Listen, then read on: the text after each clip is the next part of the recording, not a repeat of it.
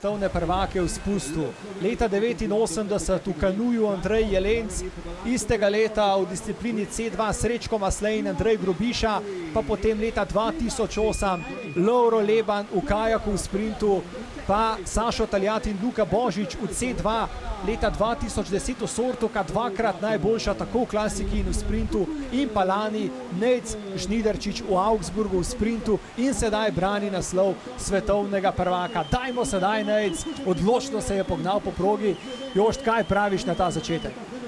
V začetku je imel manjšo težavico, ampak bistveno manjšo kot francoski tekmovalci, ampak sedaj se mi zdi, da je Nejc padel v ritem in da je tole, če bo šel tako do konca, da ni dvoma. 98 stotink že prednosti pri vmesnem času. Krasen začetek, dobra spodbuda za 28-letnika iz Sokana, člana kajak kluba Soške elektrarne. Nejc je zelo samozavesten tekmovalec, tako da ga tudi kakšna manjša napaka ne vrže s tira, kar lahko vidimo. In lahko rečem, da ne samo uživamo v tej vožnji. Vidimo, kako počaka, da ujame vsak val posebej, hkrati pa vloži ogromno energije za to, da čovan požene naprej. Sijajno teče, nobene večje napake nismo opazila. 1:8:95, dovolj, sekunda in 8 stotink. Nejc Žnidarčič je svetovni prvak, ubranil je zlato iz Augsburga lani in dosegel tisto, kar si je želel.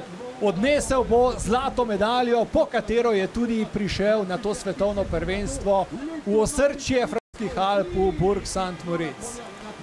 Nejc je res prišel sem po zlato medaljo, to je bil tudi zelo suveren, zelo motiviran in to se je pokazalo tudi pri njegovi vožnji. Ker če primerjamo napram Francozom, so vsi padli pri napaki iz ritma in napake so se vrstile. Nejc pa je to napako izkoristil dobro in do cilja samo še bolj pognal in zmagal z veliko prednostjo. Super, veselimo se zlatega odličja. Tukaj le še končni vrstni red. Prvi Sokanec, ki je sicer osvojil naslov svetovnega prvaka v spustu, je bil Toni Prijon leta 1959, vendar pa tedaj je že nastopal za Nemčijo. Nejc Žnidarčič pa je še enkrat več potrdil, da je najboljši kajakaš v spustu v zadnjih letih, tudi skupni zmagovalec svetovnega pokala. Veselimo pa se lahko tudi zelo dobrega 8. mesta Maksa Frančeškina, drugega Slovenca v tem finalu, in to je vse skupaj sijajna napoved tudi za popoldansko moštveno preizkušnjo v kanuju, ko bo Slovenija znova napadala medaljo. Mislim, da je to zelo dobra popotnica za popoldne. Tudi Francozi niso pokazali, da kljub temu, da imajo progo zelo naštudirano, se napake so se pri njih vrstile in tako.